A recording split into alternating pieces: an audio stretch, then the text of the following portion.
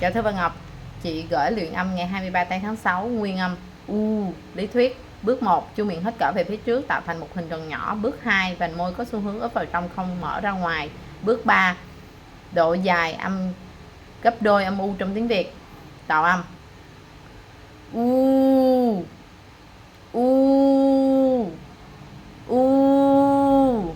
Đọc từ blue, suit, fruit, school, prove.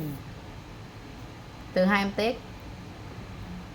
Super, remove, bamboo, music, Tuesday.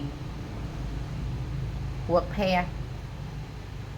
To feel, fruit, juice, soup, spoon, blue, shoes, true, value. Thank you for your listening.